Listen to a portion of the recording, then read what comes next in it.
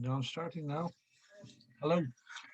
Just some questions for you from our talk on Sunday from John chapter 8, basically, the story of the woman caught in adultery, as it's known as. I'd like you to maybe just for a second take your Bible, particularly if you have a study Bible, or if you haven't, just look at how John constructs the gospel.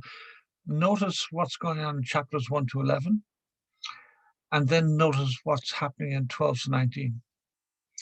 Uh, and then also look at John chapter 20, verse 21.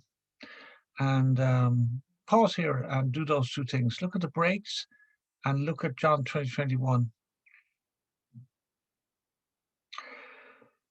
The first 11 verses are all about the ministry of Jesus, but chapters 12 to 19 are all about Holy Week, 1 week in the life of Jesus leading up to his crucifixion and resurrection. It's quite remarkable how John spends so much time on that. And of course, the whole essence of John's gospel is wrapped up in John 20, 21. Belief is a huge word in this gospel. He longs for people to trust him, this Jesus. Well, our passage is the first 11 verses of chapter 8, so why don't you read it through twice? And then why don't you carefully help each other just to detail the events as they unfold? Pause and do that now. Now, it does us no harm to reflect carefully and slowly on a text, does it?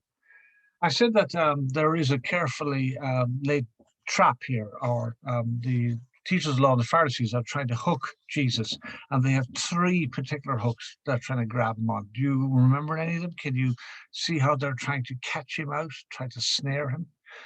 Pause and discuss them. See, can you find the three? Well, obviously, the first one is, are you soft on the law? Doesn't Deuteronomy 22:22 say that you're supposed to stone someone caught or proven in adultery? So this first question of the law is how they're trying to trap him. And of course, they're being totally inconsistent in doing that, but that's what they're about.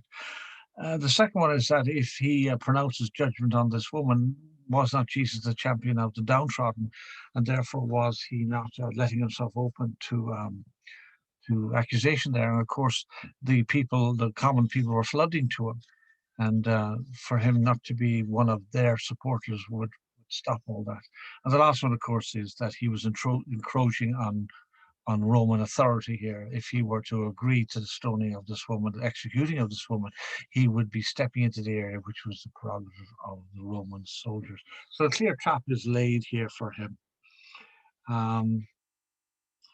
The key thing, and the first thing I said, an amazing thing I said here, and it comes up in verse 6, is that the teachers of the law and the Pharisees don't really care about this woman. She is not unique. Stop and maybe pause for a second and reflect on how society that in general that we live in does not value the uniqueness of individuals and never did. Then maybe lean over to how we in the church fail here and maybe how we could do better. Pause here and ask that question. Yeah, we find here that the teachers of the law and the Pharisees don't care about the woman. She's but a pawn in their power play to bring down Jesus. There is nothing noble in their cause. Verse 6 says they are using this question as a trap in order to have a basis of accusing him.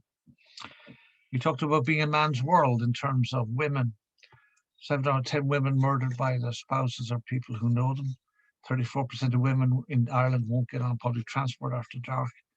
80% of the wage that a woman gets for work, a man will get 100% more, 20% more.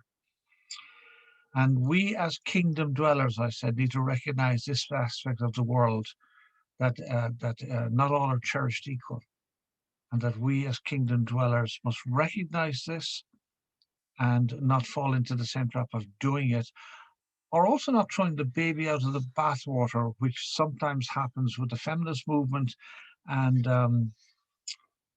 going the other way and not really maintaining the gender balance that the scriptures talk about. We are uniquely made, male and female, but we are different. We are not the same. And how sometimes that's a problem for people. Maybe you want to pause and talk about that one for a second. We are all image bearers, made in the image of God, male and female.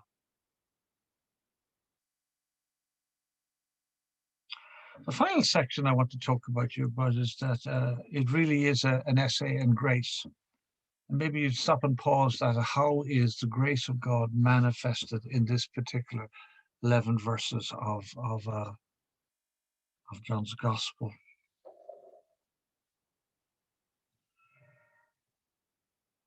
I concluded by saying that we need to tirelessly declare the reality of God's forgiving grace. We need to tirelessly declare the reality of God's forgiving grace to one another and to the world around us. Maybe you'd stop and close by just reflecting on those two questions. How best can we do that? And how do we see it happening right now? All the very best.